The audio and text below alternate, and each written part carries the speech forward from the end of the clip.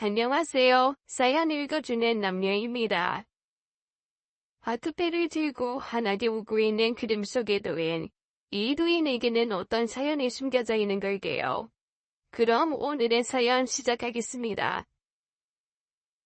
쓰리고, 하이 어쩌냐. 아무래도 너 차를 내놓으겠다. 헤헤헤. 절체절명의 위기가 찾아왔습니다. 이대로라면 정말 시아버지께 차를 내드려야 할지도 모르겠습니다. 그것도 그냥 차가 아닌 벤츠랍니다. 고급차의 대명사로 불리는 바로 그 차 말이에요. 불과 30분 만에 거금의 랠리 쳐지지만 아무리 공리를 해봐도 그를 벗어날 묘안은 보이지 않네요. 와, 두치는 사람 어디 갔나? 아예 아무리 본다고 방법이 있을 것 같으냐? 그냥 마음 비우고 차키나 주는 게 어떻겠냐? 바로 그때였습니다. 잠깐 이야기할 게 있다며 옆집 순금 아줌의 집에 가셨던 시어머니가 돌아오셨답니다. 문을 열고 들어오시던 시어머니께서 손에 화투장을 든 저희를 보시더니 불호령을 토하시더군요. 잘한다. 이젠 하다못해 며느리 잡고 노름질이야. 당장 그만두지 못해. 전사의 목소리가 이런 거겠죠. 눈앞에서 날아갈 뻔했던 차를 무사히 지킬 수 있겠네요. 어떡해요 아버님. 아무래도 그만해야겠네요. 하하. 시아버지의 표정에 난감함이 가득 서리더군요. 1분만 더 지났으면 벤츠를 가질 수 있었는데 그걸 포기해야 했으니까요. 뭔데 미련이 남으시나 봅니다. 그래도 정말, 에잇. 결국 시어머니가 담요를 뒤집으셨답니다. 덕분에 예쁘게 정돈되어 있던 화투짝들이 허공을 날았죠.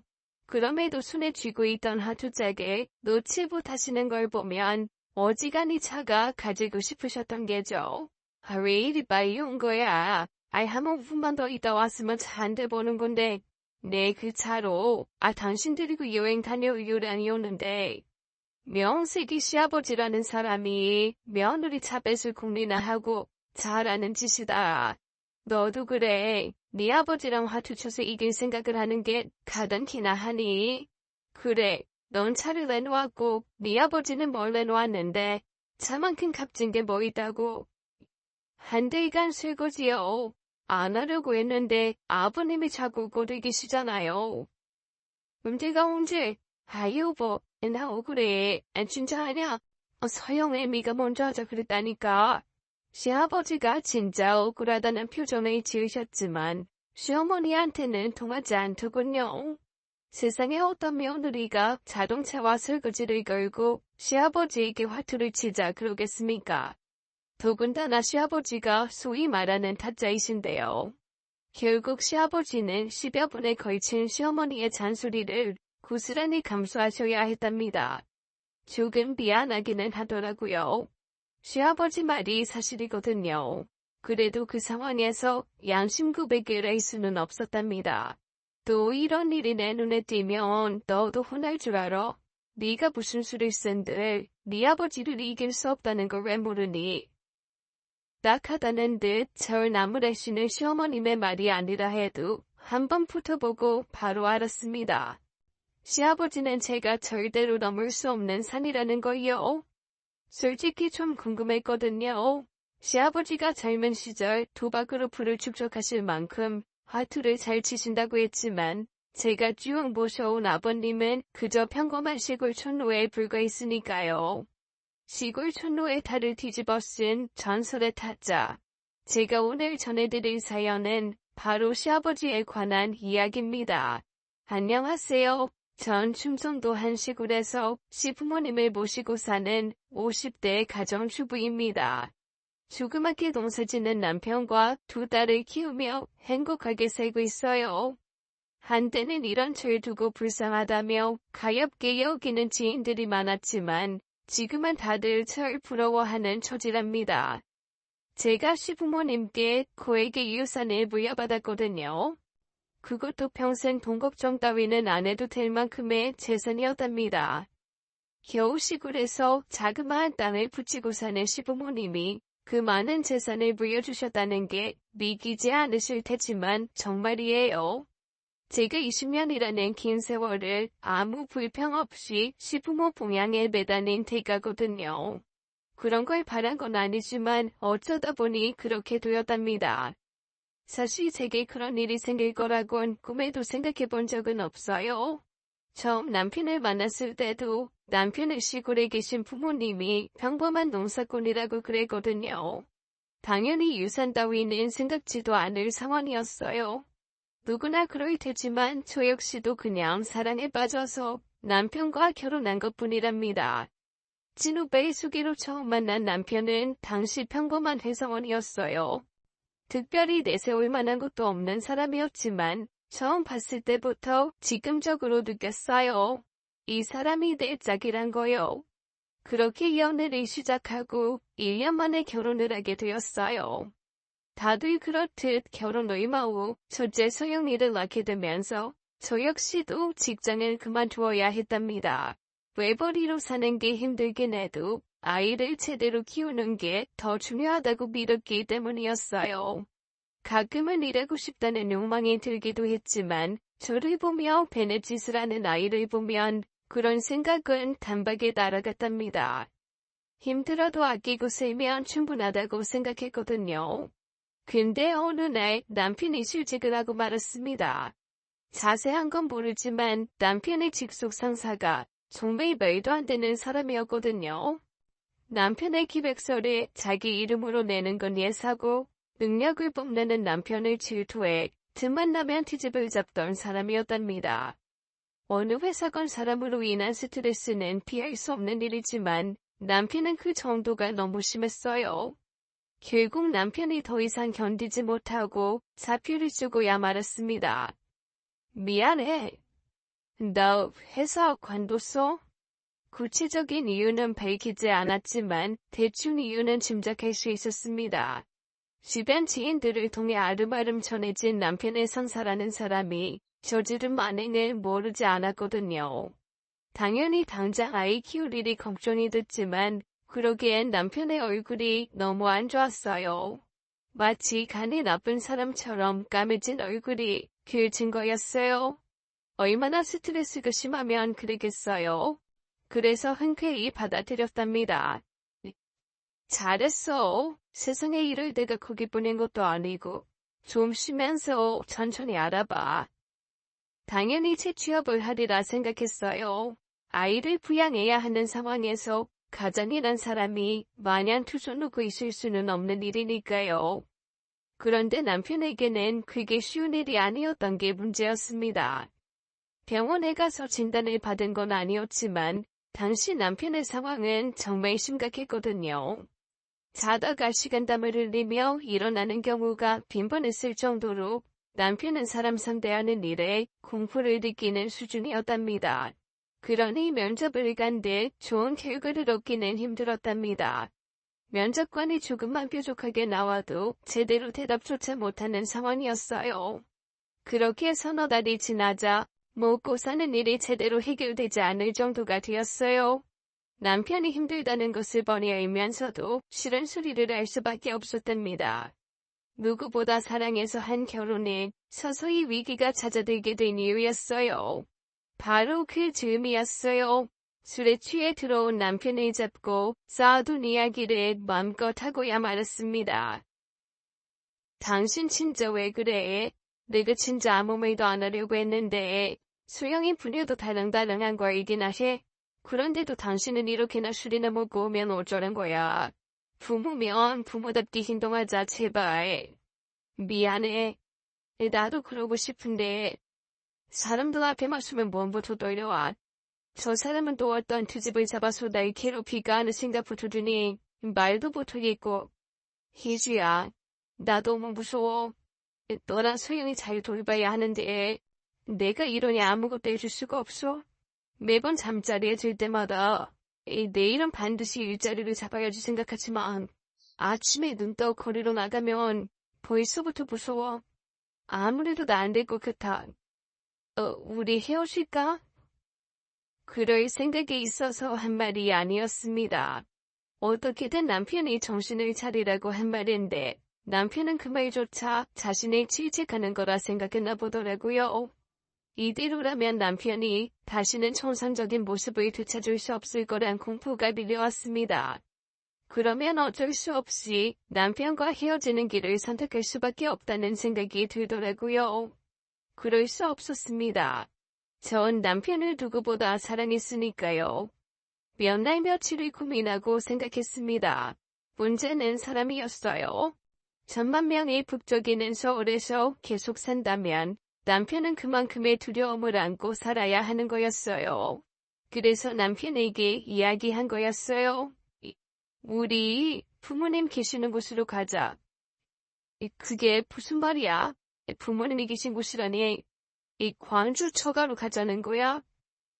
우리 부모님 말고 정양 부모님, 당신 부모님한테로 가자고.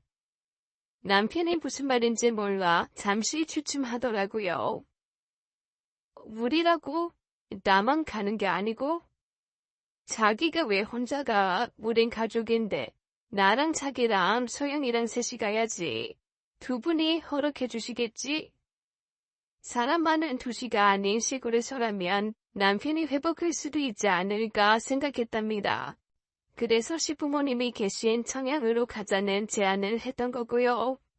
남편은 이혼이 아닌 공생을 제시한 저를 껴안으며 하염없이 눈물을 흘리더라고요. 고마워. 자기랑 소연이 못 볼지도 모른다 싶어서 얼마나 무서웠는지 몰라. 엄마한테는 네가 말해볼게. 허락하실 거야. 근데 자기는 괜찮겠어? 서울 살다 시골 가면 불편한 게 한둘이 아닐 텐데. 시부모 모시고 사는 것도 힘들 거고. 괜찮아. 어머니 아버님이 나 얼마나 예뻐해 주시는지 알잖아. 그렇게 우리 세 식구는 시골로 이사를 하게 되었답니다. 갑작스러운 큰아들의 이사 결정에도 시부모님들은 별 말씀이 없으시더군요. 굳이 묻지 않아도 아셨을 겁니다. 까맣게 변해버린 큰아들의 얼굴이 의미하는 게 무언지를 모를 분들이 아니셨거든요. 그렇게 난생 처음 시골에서 살게 되었습니다. 남편의 말대로 시골 생활은 쉽지 않았어요. 요새 말로는 귀농을 한 셈이지만 그렇다고 제가 농사를 치는 것도 아니었지만 도시에서의 삶에 익숙해져 버린 몸이니 이것저것 불편한 것들이 한둘이 아니었거든요. 그때 가장 힘이 되어주신 분이 시부모님이셨어요. 얘야, 나와서 이거 좀 받아라. 이것저것 챙겨온 커다란 봉투가 좋게 떠들기는 되어 보이더라고요. 하나씩 꺼내실 때마다 놀랄 수밖에 없었답니다. 다 필요한 것들이었는데 당시 청양군 마트에선 잘 구할 수 없는 것들이었거든요. 아버님, 이게 다 뭐예요? 어디서 나셨어요? 구이랑 읍에다가도 없던 것들인데. 구하는 수가 있지? 채용이한테 이야기 듣고 사오기는 했는데 이게 맞는 거냐? 간혹 아닌 것도 있었지만 대부분은 다 제가 찾던 것들이었답니다. 몇 번이나 찾아도 없던 것들인데 도대체 어디서 구해오신 걸까 했어요. 설마 싶었습니다. 혹시 아버님 서울 다녀오셨어요? 마침 서울에 일이 좀 있어서 간 김에 사왔다. 누가 봐도 거짓말이었죠. 시아버지가 서울에 갈 일이 있을 리가 없으셨거든요. 오로지 저를 위해 그 먼 길을 달려가신 거였답니다. 제가 이곳에 오면서부터 계속 신경을 써주신 분이셨죠. 아무리 며느리 사랑은 시아버지라지만 시아버지는 그런 말로도 설명이 안 될 만큼 커다란 사랑을 주셨답니다. 시어머니도 크게 다르진 않으셨고요. 제가 불편한 시골 생활을 20년 넘게 이어갈 수 있었던 이유였답니다. 감사해요. 저 때문에 시골을 끼쳐드려서 죄송하기도 하고요. 너 때문에 간 거 아니라니까. 그리고 크게 힘들지도 않았고, 차가 얼마나 잘 나가는지 금방이더라고. 쑥스러움을 면하기 위해 든 핑계가 고작 차였답니다. 완전히 틀린 말은 아니었어요. 시아버지의 차는 시골에서는 보기 드문 고급 외제차였거든요. 삼각뿔이 달린 바로 그 차요. 저도 처음에 그 차를 보고 얼마나 놀랐는지 모릅니다. 서울에서도 쉽게 찾아보기 힘든 그 차를 시골 할아버지가 끌고 다니는 게 너무 이상하게 느껴졌거든요. 요새야 개나 소나 몰고 다닌다지만 90년대에는 그리 흔한 차는 아니었답니다. 남편 말로는 그게 유일한 아버지의 사치였대요. 나중에 알았습니다. 시아버지가 차를 좋아하신 것도 맞지만 그 차를 구입하게 된 가장 큰 이유는 시어머니 때문이셨다는 거예요. 시어머니가 젊은 시절 고생을 많이 하셔서 관절이 좋지 않으셨거든요. 그래서 버스를 타는 일조차도 쉽지 않았대요. 그걸 보다 못한 시아버지가 차를 샀답니다. 그렇다고 해서 말도 안 되는 고급 외제차를 산 이유가 다 설명이 되는 건 아니었죠. 비싼 차는 안전하기도 하고 승차감도 좋을 거라는 이유였을 거야. 아버지는 엄마한테 항상 미안해 하셨거든. 그래서 지금이라도 편하게 살기를 바라셨고. 마음은 알겠는데 너무 비싼 차 아니야? 아버님이 저 정도 차를 쓸 재력이 있으셨어? 정확히는 모르지만 그 차 안 되면 시골집 두어 채는 사고도 남을 거란 생각이 들었답니다. 아무리 생각해봐도 두 분에게 그 정도 재산이 있을 거란 생각은 안 들었으니 남편에게 물어볼 수밖에 없었던 거였죠. 뭐 있는 거 없는 거 다 팔지 않았을까? 나도 자세한 건 몰라. 회버물이긴 했지만 대충은 사정을 아는 눈치더라고요. 어쩌면 그래서 남편이 시골로 오는 것을 두려워하지 않았던 건지도 몰랐고요. 어쨌든 제 선택은 좋은 결과로 이어졌습니다. 서울에서는 집 밖을 나가는 것도 두려워하던 남편이 고향인 시골로 내려오면서 급격하게 상태가 좋아졌기 때문입니다. 그리고 죄송한 말씀이긴 하지만 생활고로부터도 자유로워졌거든요. 남편의 사정을 대충 전해들은 시부모님들이 당분간 생활 걱정은 하지 말고 몸을 낫는 데 집중하시면서 일체의 지원을 다 해주셨던 때문입니다. 다 큰 자식이 늙은 부모의 의지에 사는 것이 창피할 일이었지만 그때는 그럴 수밖에 없었어요. 언젠가 남편이 다 낫고 나면 부지런히 일을 해서 그 은혜를 다 갚을 요량이었답니다. 당연히 그건 저희가 서울로 다시 되돌아간다는 뜻이었죠. 처음 데려올 때만 해도 넉넉 잡고 2, 3년이면 되지 않을까 생각했습니다. 그러던 게 조금씩 늘어났답니다. 이유야 많았어요. 가장 큰 건 역시 남편이었죠. 치열한 경쟁 속에서 살아야 하는 도시의 삶은 남편에게 잘 어울리지 않았거든요. 워낙 순한 사람이었던 탓입니다. 그렇다고 남편이 능력이 없다거나 게으른 사람은 아니랍니다. 남편은 시골에 내려온 뒤부터 저희 집 농사는 물론이고 다른 집 농사도 열심히 도우면서 한 사람 몫을 해냈으니까요. 요즘엔 더 그렇지만 그때도 시골에 일수 모자라기는 마찬가지였답니다. 시부모님의 동네도 비슷했고요. 그러던 차에 남편이 와서 일을 거두니 동네 사람들이 좋아할 수밖에 없었답니다. 벌이도 제 생각보다는 훨씬 좋았고요. 그리고 서양의 문제도 있었어요. 자연을 벗삼아 마음껏 놀면서 자라니 아이가 잔병치레 한 번 없이 쑥쑥 컸거든요. 그래도 서울에 대한 미련을 버리지 못했던 제가 둘째인 민영이를 임신하고 나니 점차 서울로 향하던 마음이 희미해졌답니다. 사람도 많고 더불어 위험하기도 한 서울보다 공기 좋고 아늑한 시골에서 아이를 키우는 것이 아이는 물론이고 부모에게도 훨씬 좋겠다는 생각을 한 때문이었죠. 그렇게 민영이를 낳고 나니 어느새 5년이라는 시간이 훌쩍 지나버렸답니다. 정말로 이곳이 내가 살 곳인가 싶어지더라고요. 가끔 겪어야 하는 소소한 불편함을 제외한다면 모든 것이 서울에서 살 때보다 좋았답니다. 그 즈음 도련님이 결혼을 하게 되었습니다. 남편만큼이나 어질고 순한 도련님은 서울에서 모 화장품 회사 연구원으로 일하고 있었어요. 인물도 좋고 능력도 되는 사람이지만 이상하게 결혼이 쉽지 않았습니다. 시부모님들은 둘째도 얼른 좋은 사람 만나 결혼하기를 바라셨지만 그게 어디 당신들 마음대로 되는 일이겠어요. 결국 노총각 반열에 들어선 도련님이 어느 날 결혼할 여자가 생겼다면서 한 친구를 데리고 시골집을 방문하셨어요. 당연히 집안 사람들 모두가 두 손을 들어 환영했답니다. 시부모님을 찾아뵙고 결혼 승낙을 구한 그 친구는 오래지 않아 제 동서가 되었어요. 저로서 아랫사람이 생겼으니 잘 해주리라 마음먹었죠. 나이도 저보다 5살 어린 친구니 당연히 그래야 한다고 생각했답니다.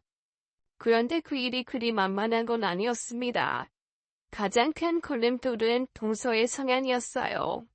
동서는 저는 물론이고 시부모님까지도 은근히 깔보는 내색을 드러냈거든요.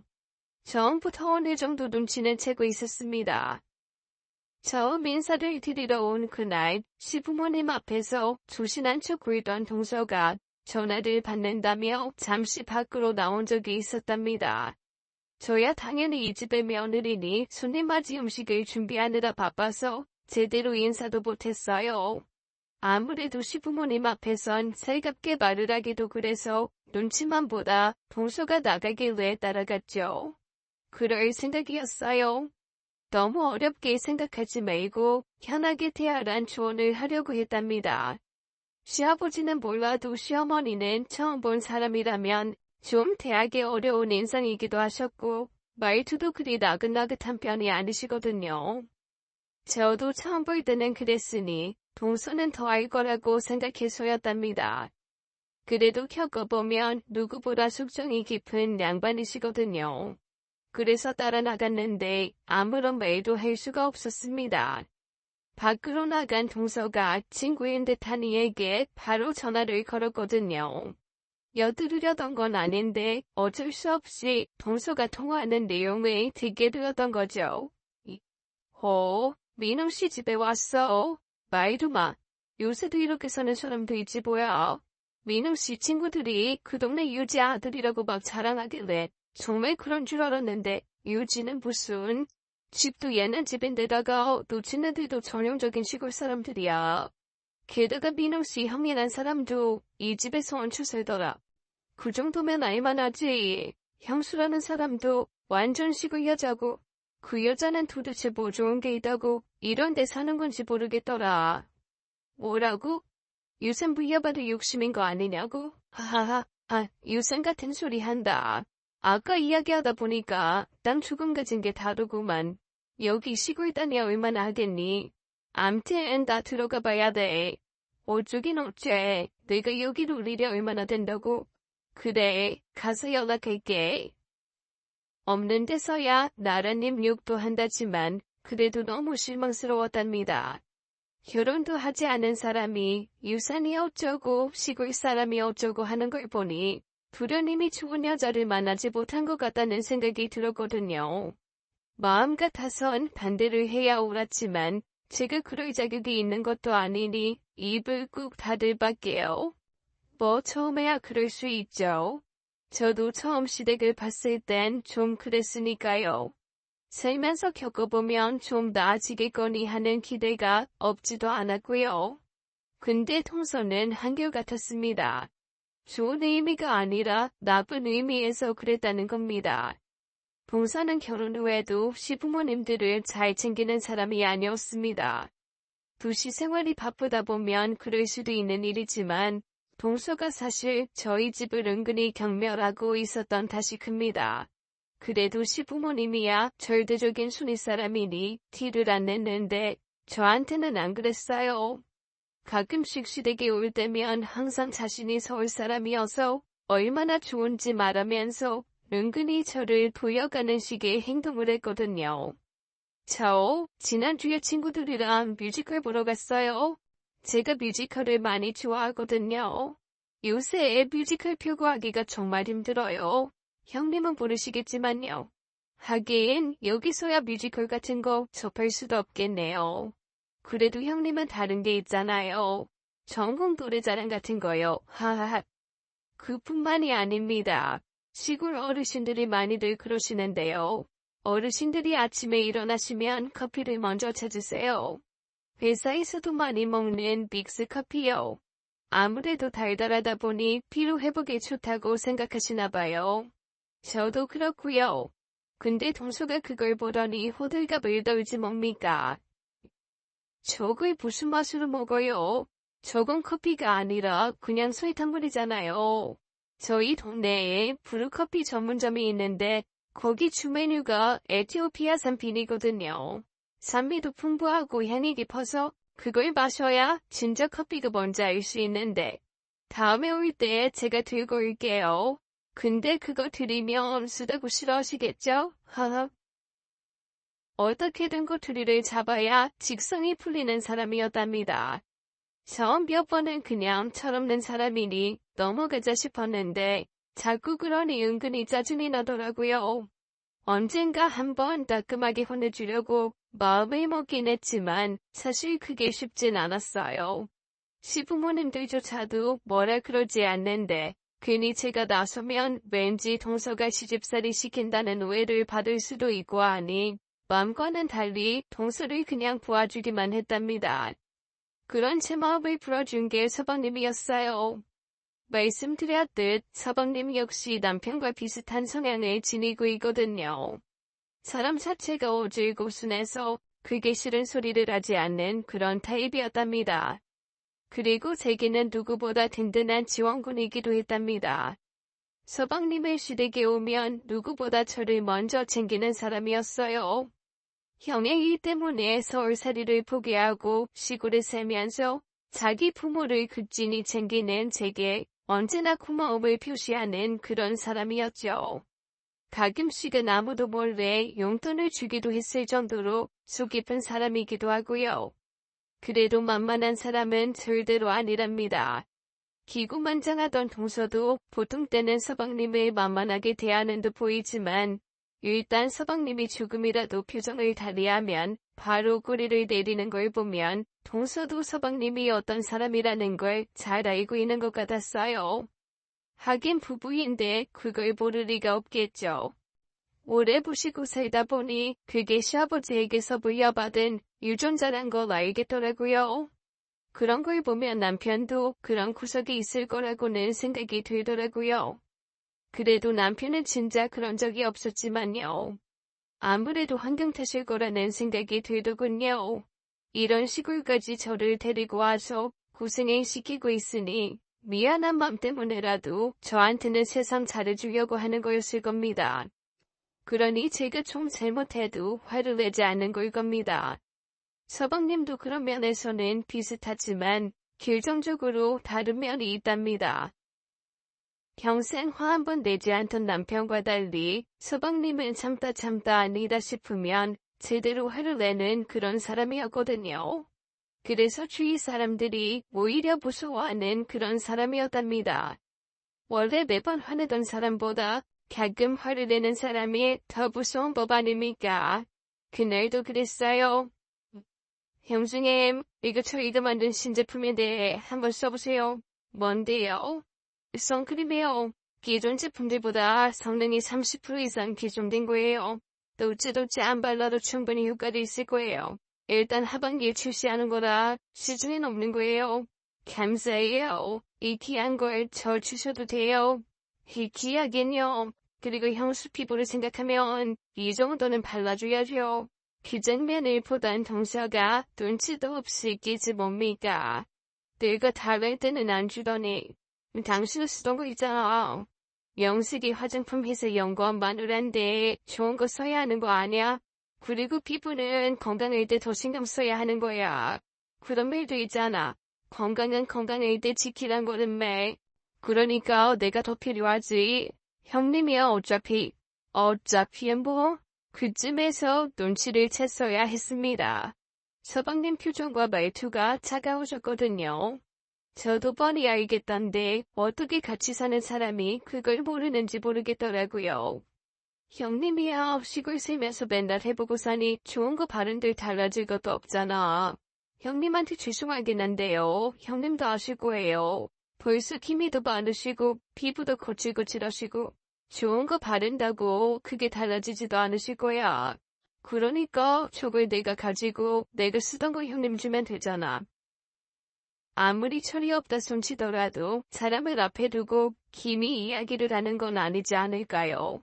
따지고 싶은 말이 목구멍까지 차올랐지만 서방님도 앞에 있는데 그럴 순 없었답니다. 윤지경, 너 지금 무슨 뜻으로 하는 말이야? 형수는 쉬고 있으니 피부가 망가져도 되고 서울 사는 넌 그러면 안 된다는 거야? 기분 뭐가 어쩌고 어째? 네가 쓰는 걸 형수한테 준다고?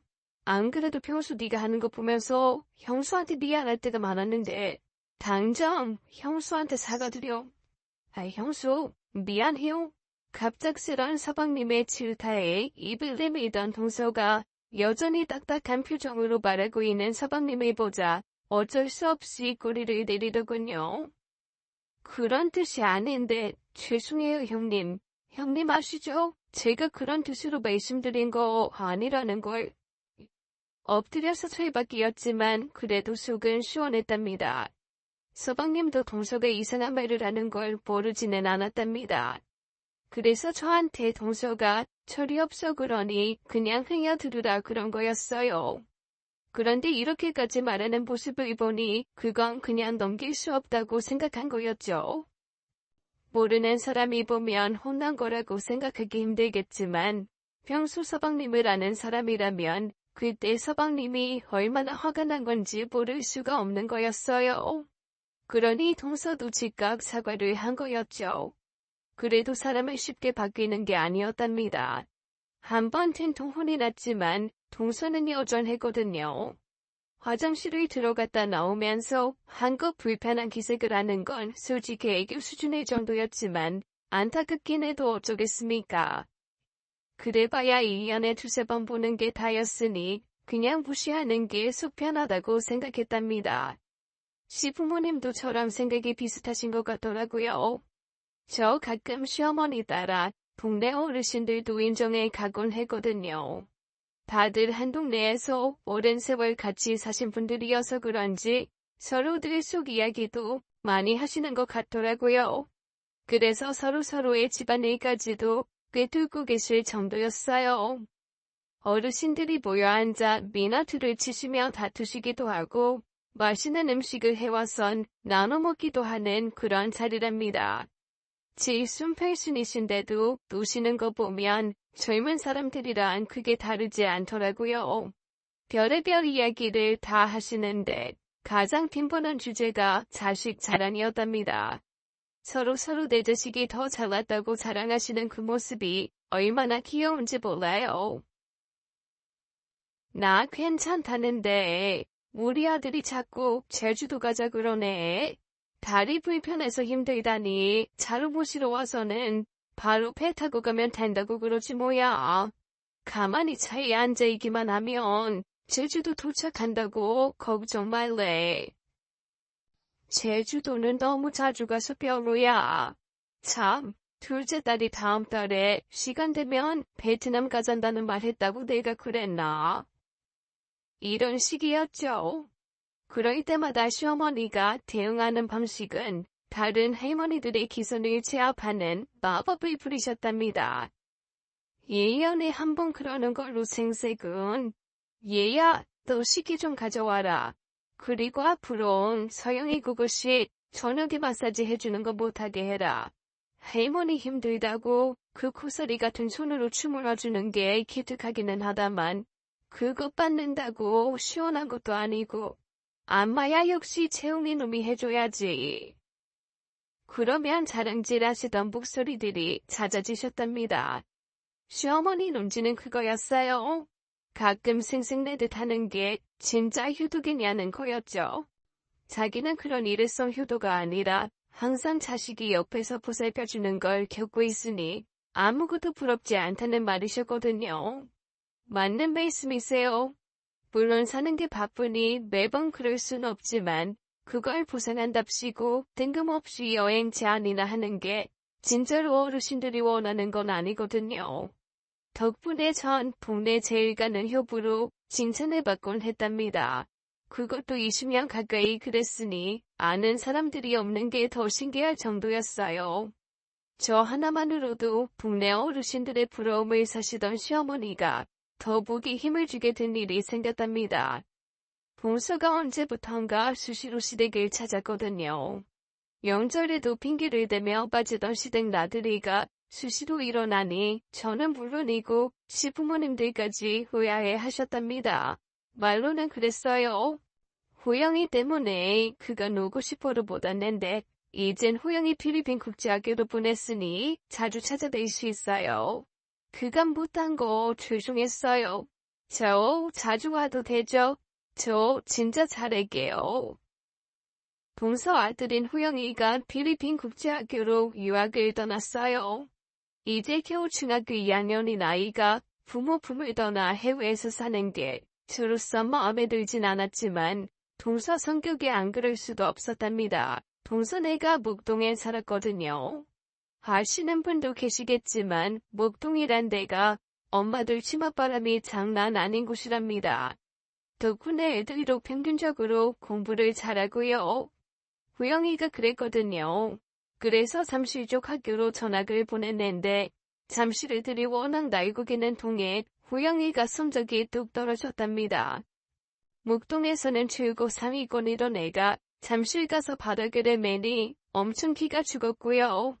그대로라면 좋은 대학은 물 건너갔다 싶어진 동서가 주변 사람들 말만 듣고 호영이를 필리핀 국제학교로 보낸 거였어요. 거기서 고등학교 과정을 마치면 미국 쪽 대학 가기가 수월하다고 그랬대요. 서방님이 크게 반기진 않았지만 자식 잘 두라는 극성이니 결국 동서 뜻을 받아줬어요.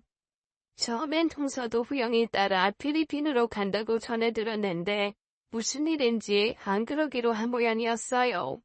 대신 시댁을 찾기 시작한 거였습니다. 조금 하다 그만두지 싶었는데 동서는 그 이후 수시로 시댁을 찾았답니다. 올 때마다 양순의 시부모님들이 좋아하는 것들을 들고 왔고요. 나쁠 일은 아니지만 사실 좀 무의아하긴 했어요. 그 궁금증을 풀어준 게 서방님이었어요. 영수, 집사람도 거기 갔어요? 네. 서방님 부르셨어요? 네. 퇴근하고 집에 오니 아무도 없더라고요.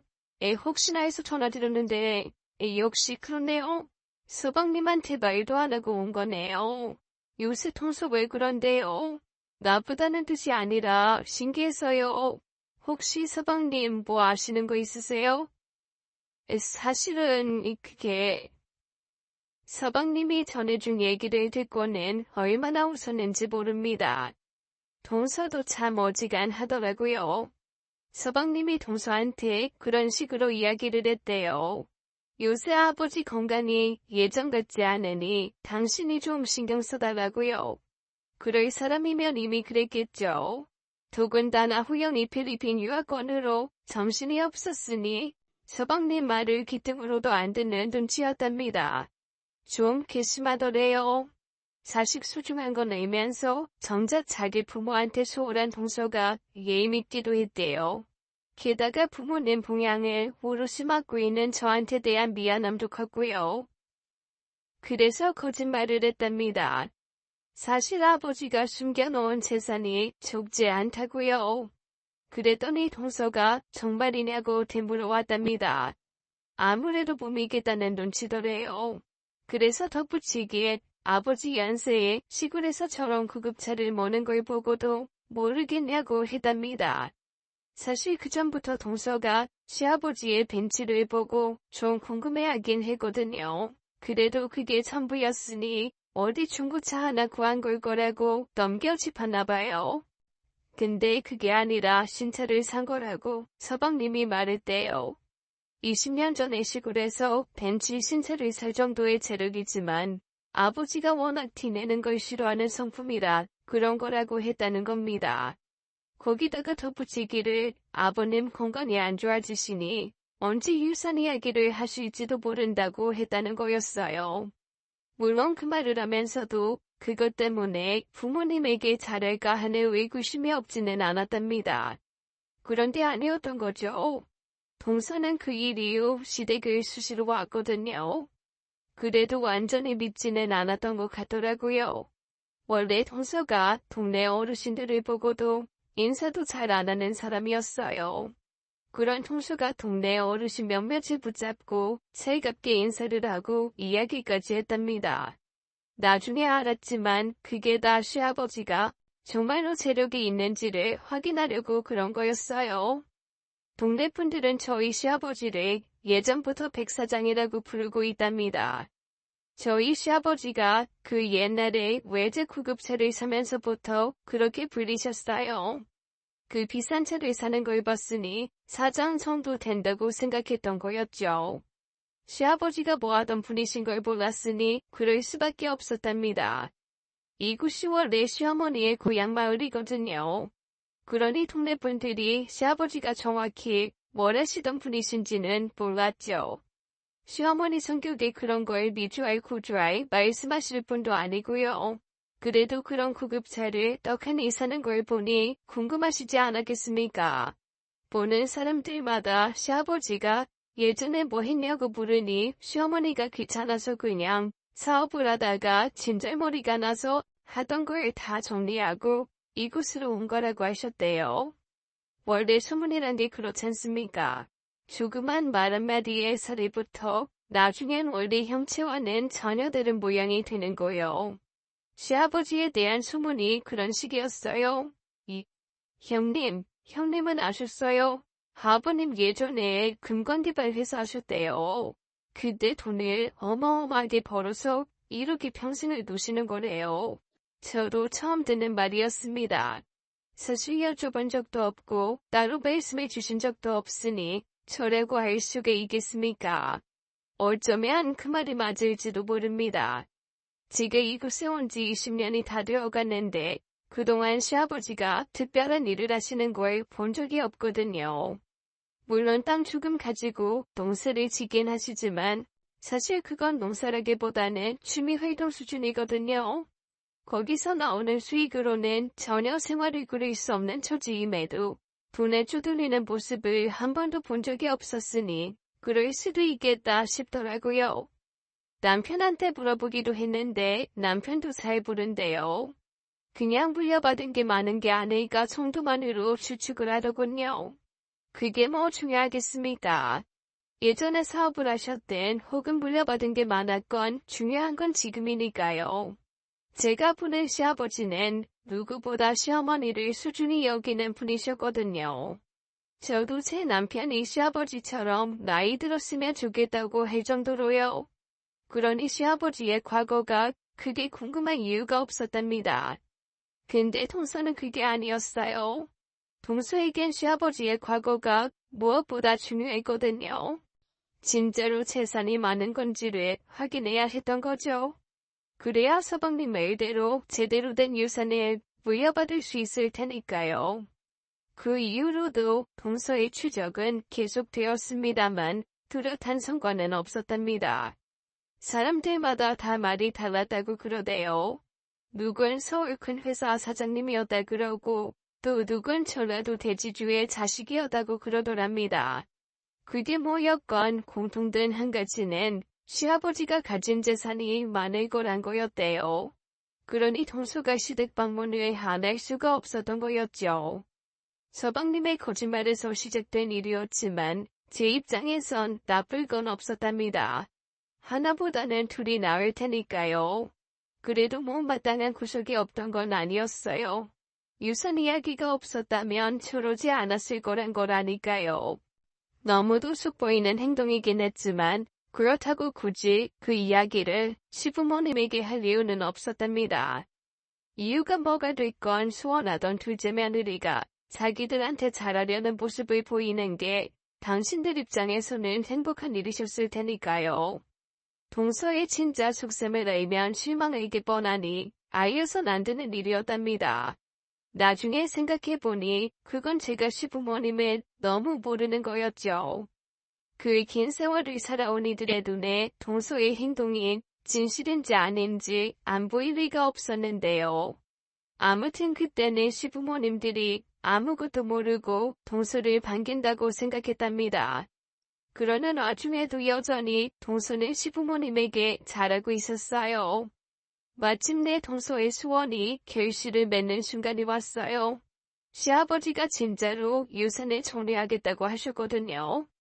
연세 탓에 조금 건강이 나빠지신 건 사실이지만 유산 이야기를 해야 할 정도가 아니었으니 놀랄 수밖에 없었답니다. 아버지 그게 무슨 말씀이세요? 유산이라뇨? 아버지가 이렇게 정정하신대요. 그래서 더 그러는 거야. 지금이야 괜찮지만 이 나이에 언제 잘못해도 이상할 게 없어. 내가 제정신이 없어지고 나서 유산을 물려준다면 혹시라도 말이 나올지도 모르고 그래 빨리 정신 멀쩡한 지금 나눠주는 게 나겠지. 이미 네 엄마하고도 다 말 끝냈으니 더는 말 말아라. 그래, 아버지 뜻이니 그대로 받아들이면 돼.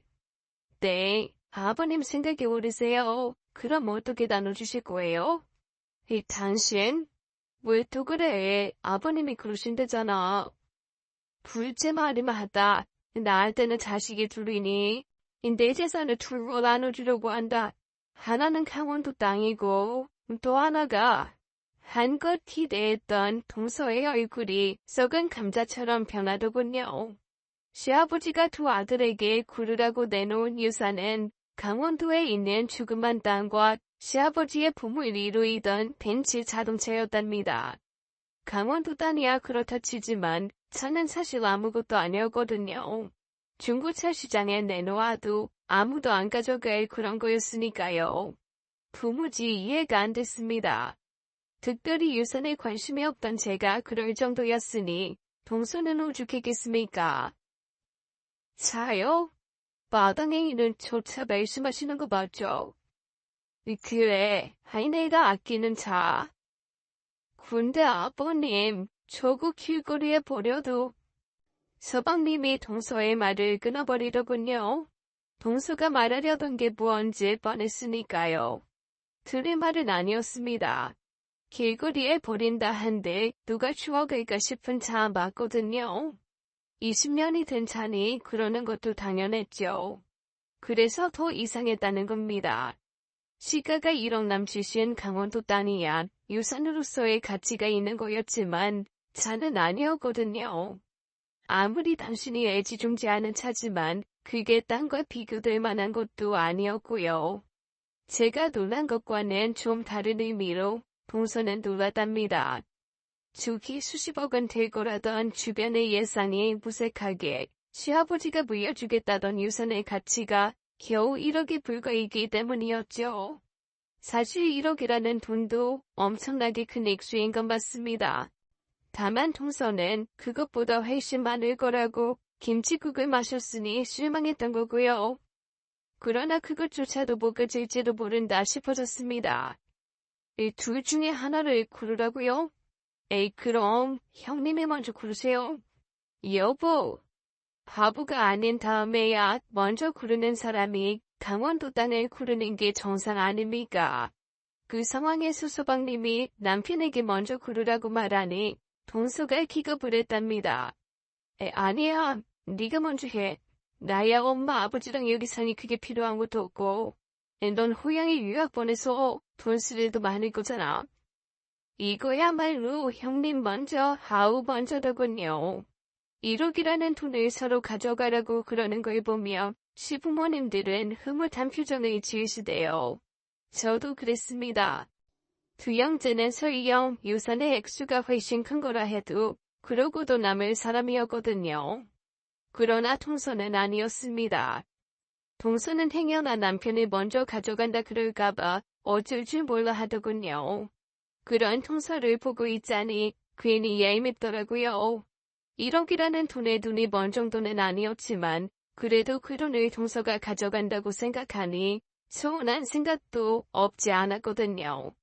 제가 시아버지라면 둘을 내어놓고 누구한테 고르라는 말을 하진 않을 거란 생각이 들어서요. 그게 잘한 건 없지만 그래도 20년을 모시고 살아온 저희 내외에게 더 많은 걸 주는 게 맞는 거라고 생각했거든요. 유산에 대한 욕심이라기보다는 그게 더 공평하다고 생각했기 때문이었습니다. 이러다 날 새겠다. 그럼 이렇게 하자. 우리가 누구한테 선택권을 먼저 주는 것도 그러니 운에 맡겨보자. 여보, 서랍장에서 화투 안 못 꺼내줘.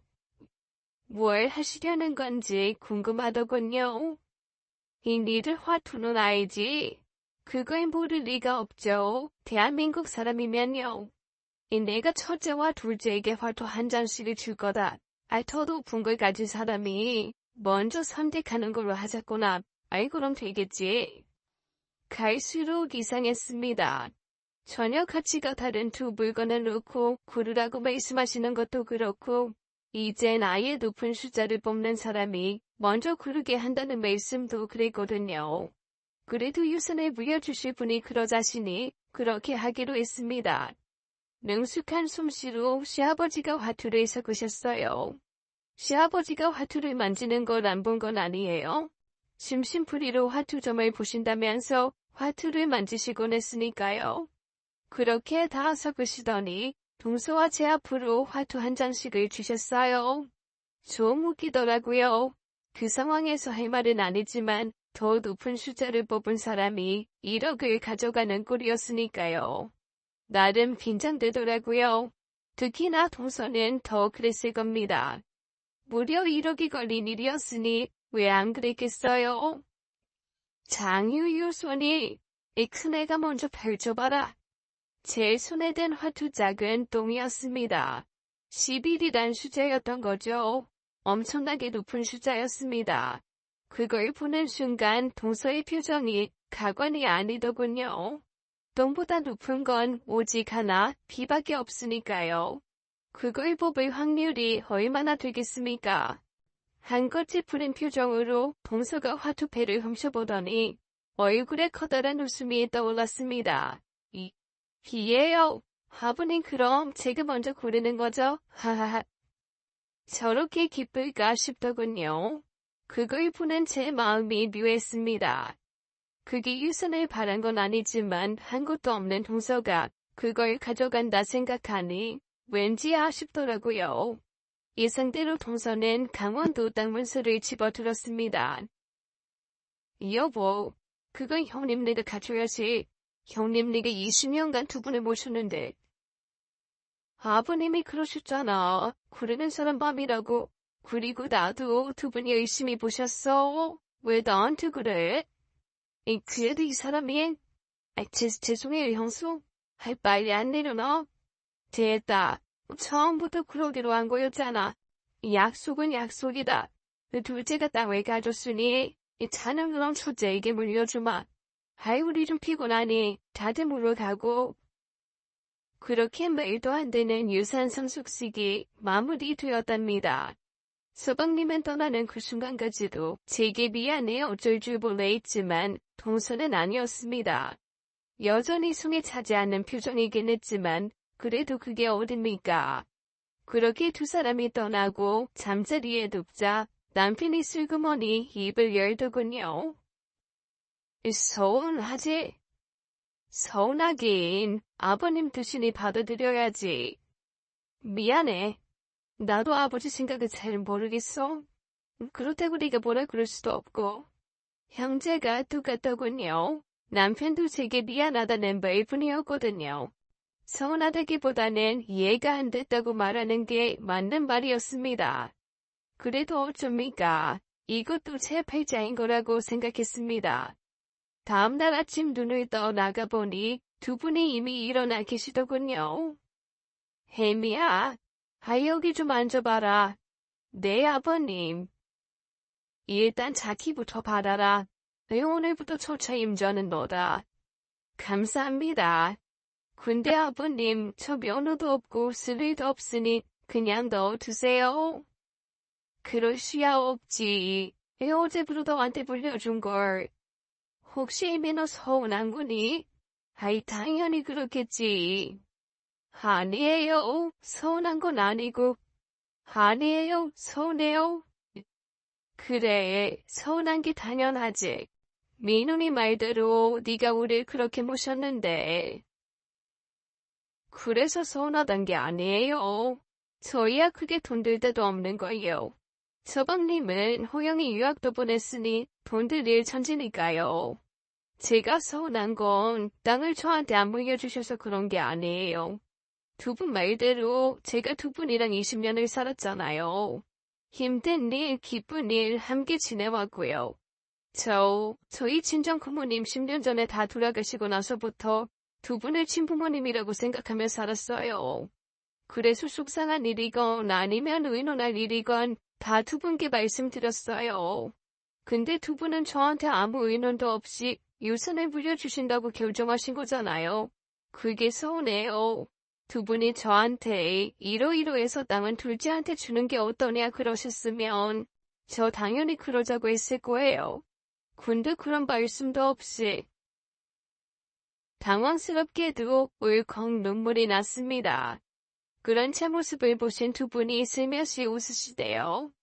제가 웃겨 보인 걸까요? 여보, 나 화투 좀. 니들 둘이 앉아봐라. 어제와 똑같은 동작으로 시아버지가 화투패를 섞으시곤 남편과 제게 한 장씩을 주시대요. 갑자기 왜 이러시는지 궁금했지만 일단은 시아버지가 하잔 대로 했답니다. 별이 쳐들 봐라. 놀랍게도 어제와 똑같았답니다. 제 패는 똥이었고 남편 패는 피였거든요. 몇 번을 다시 해도 똑같았답니다. 아버님, 이건 그래. 처음부터 정해져 있던 거다. 네가 둘째보다 낮은 숫자를 잡을 수밖에 없던 거였지. 도대체 무슨 방법을 쓰신 건지는 모르겠지만 시아버지는 처음부터 제가 낮은 숫자를 잡게 하셨답니다. 그 말은 제가 차를 가져갈 수밖에 없었다는 뜻입니다. 그걸 깨닫고 나니 더 서운했어요. 이럴 거면 처음부터 서방님한테 땅을 주시면 됐잖아요. 돈 때문이 아니었습니다. 처음부터 저희에게 차를 주실 마음이셨다는 걸 알게 되니 제대로 서운해지더군요. 저희가 산 20년이 고작 이런 의미였나 해서였답니다. 둘 다 따라 나와 보려무라. 시아버지가 저희를 데리고 마당으로 가시더니 트렁크를 여시더군요. 온갖 잡동사니를 다 덜어내고 나니 아래쪽에 커다란 여행 가방이 보였습니다. 저야 트렁크를 열 일이 거의 없으니 그런 게 있는 줄도 몰랐어요. 열어봐라. 비밀번호는 애미 생일이다. 인디 꼬니까 당연히 네 생일이 비번이란다. 도무지 영문을 모르겠네. 시아버지의 말씀이셨어요. 진짜 아무 생각 없이 제 생일에 맞춘 비밀번호를 돌리고 나서 열어보고는 기절할 뻔했습니다. 아버님, 이게 다 뭐예요? 제가 기함을 하자 남편이 고개를 내밀고 가방 안에 보았답니다. 남편 역시 저만큼이나 놀라더군요. 뭐긴, 네가 고른 차에 있는 거지. 그러니까 그것도 네 거란 말이다. 도무지 이해할 수 없는 가방속 물건은 금배와 금두꺼비, 금송아지 등과 그리고 한눈에 봐도 비싸 보이는 보석들과 두툼한 현금 다발이었습니다. 얼마인지 가늠조차 안 될 금액이었어요. 너무 놀라 입을 다물지 못하는 저희를 데리고 다시 집으로 들어오신 시아버지가 말씀을 이어가시더군요. 난 단 한 번도 말한 적이 없다만 니들은 이제 알아야겠지. 그렇게 시아버지가 자신의 과거를 들려주셨답니다. 방금 전 여행 가방 속 물건만큼이나 놀라운 거였어요. 시아버지가 시골로 오시게 된 계기이기도 한 일이었어요. 시아버지가 예전에 유명한 투박꾼이셨다는 거였죠. 그냥 흔히 말하는 노름쟁이 수준이 아니라 그걸로 돈을 다시던 분이란 거였답니다. 요새 말로 하면 전문 투박사 정도였어요. 하루 저녁에도 수천만 원을 달 정도로 대단하셨답니다. 그렇게 딴 돈은 다 시어머니한테 건네줬고요. 당연히 후이후식하며 사셨을 수준인데도 남편은 그런 기억이 없다더라고요. 당연하지. 저 사람이 어떻게 번 돈인지를 아는데 어떻게 그 돈을 쓰겠니? 내 자식을 그 더러운 돈으로 키울 수 없다고 생각했다. 그래서 가진 일을 다 했어. 진짜 고생 많이 했지. 저 사람은 그것도 몰랐고. 맞다. 아이 난 돈 따느라 눈이 멀었으니까 집에 올 일이 거의 없었지. 경상도로, 전라도로, 충청도로, 강원도로 떠돌아다니며 노름판에서만 살았어? 아까 봐서 알겠지만 진짜 많은 돈을 땄단다. 그렇게 딴 돈은 다 두 사람에게 건넸고 뭐 떳떳한 돈은 아니지만 그래도 그 돈이면 내 자식과 마누라는 떵떵거리며 잘 살 거라 생각했지. 근데 그게 아니었더구나. 시아버지가 노름판에 전전긍긍하실 무렵 시어머니는 당신의 말처럼 온갖 일을 다 하셨대요. 그러다 새벽 일을 가시던 중 교통사고를 당하셨다시더라고요. 운이 좋아 목숨을 건지긴 했지만 자칫 잘못했으면 돌아가실 수도 있는 사고였대요.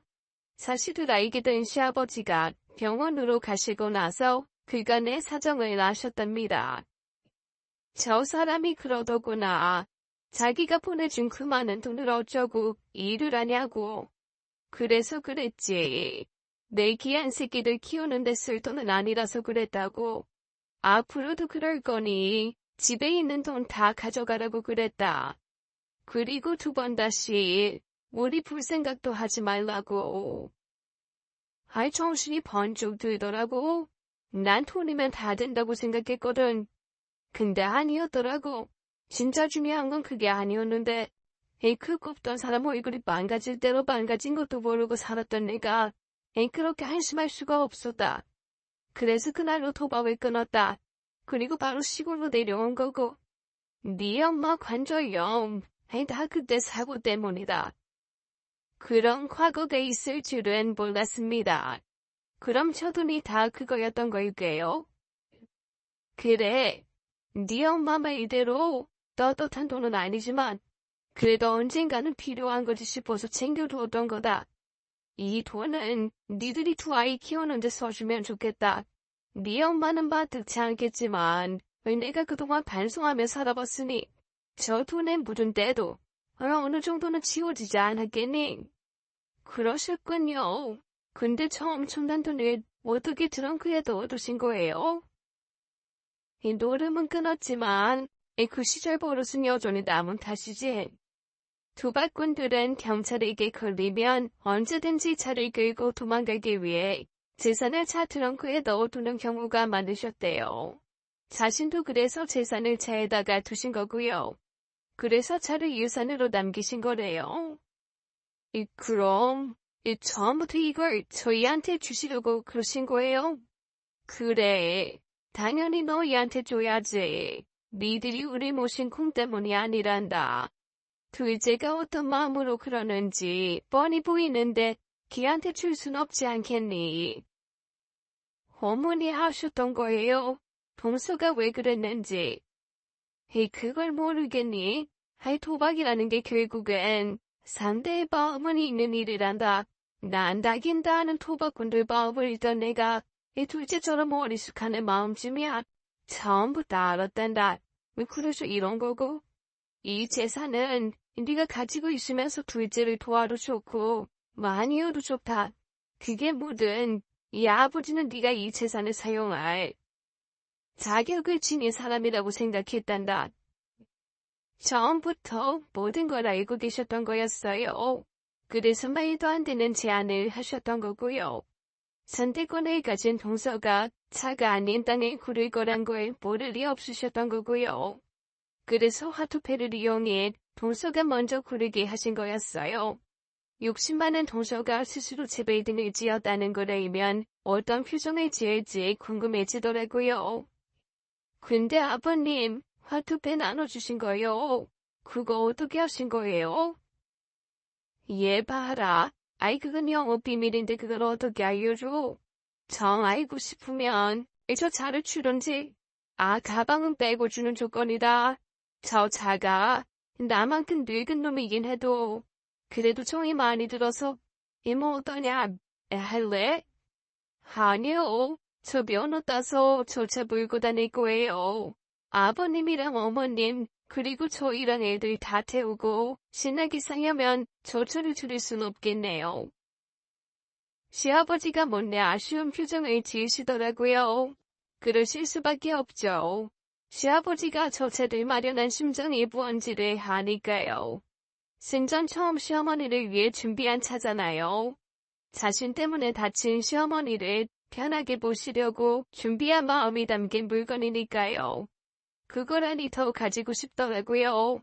그런 소중한 마음이 담긴 차라면 저희 가족에겐 가보나 다름없는 거 아닐까요? 그렇게 유산 정리는 끝이 났습니다. 한참 이후로 노 동서가 유산의 비밀을 알게 됐어요. 남편이 서방님에게 다 이야기를 했답니다. 그걸 동서가 알게 된 거고요. 당연히 펄쩍 뛰었답니다. 그래도 어쩌겠어요. 서방님이 그 어느 때보다 무서운 표정으로 말을 했거든요. 다시 한번 그 건으로 집안을 어지럽히면 그 길로 이혼을 한다고요. 말씀드린 것처럼 서방님은 한번 한다면 하는 성격이거든요. 그걸 아는 동서가 경거망동을 하지는 못하는 게 당연했답니다. 그래도 마냥 동서를 몰라라 한 건 아니었어요. 고양이 유학 때문에 여기저기서 끌어쓴 돈으로 고생하는 동서를 그냥 놔둘 순 없었거든요.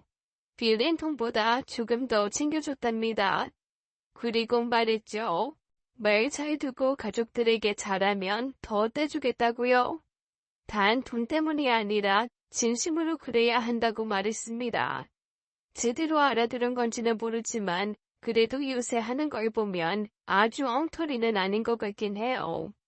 여전히 시아버지는 제 차를 호시탐탐 누리고 계시답니다. 자칫 뺏길 뻔한 위기도 있었지만 아직은 잘 지키고 있는 중입니다만 시아버지가 워낙 타짜시다 보니 또 어떤 방법으로 내기를 걸어오실지 몰라 마음을 줄이고 있답니다. 저 잘 지켜낼 수 있겠죠? 오늘의 이야기 잘 들어주셨나요? 1억 원의 땅과 낡은 차를 두고 유산을 고르게 하는 장면에서 정말 흥미진진했는데요. 여러분은 어떠셨나요? 20년을 곁에서 모신 큰아들 내외에게 낡은 차를 주신 시부모님의 속 깊은 마음과 지혜가 돋보이는 것 같았습니다. 오늘도 함께해 주신 여러분 감사합니다. 저희는 다음 영상으로 찾아올게요.